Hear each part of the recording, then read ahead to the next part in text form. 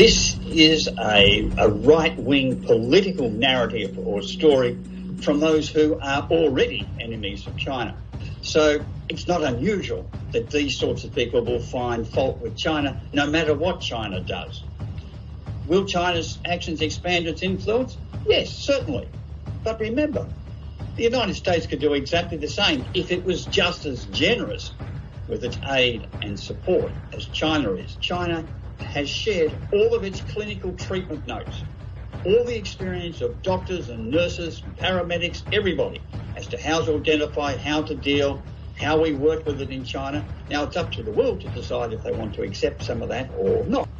At the G20 meeting, they refused to lift sanctions that would allow the supply of medical goods. That's not cooperation.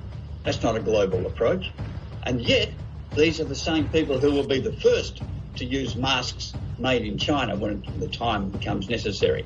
So it's part of an ongoing political narrative that's been there before. They are using COVID as an excuse to push that agenda harder and faster.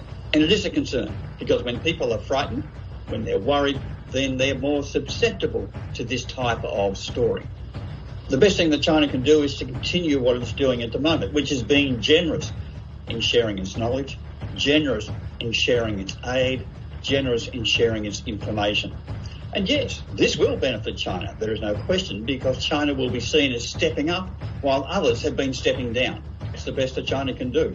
And that's the key factor. It is open, it is transparent in what is happening in terms of controlling COVID within the China environment and sharing that information with the world scientific and medical community.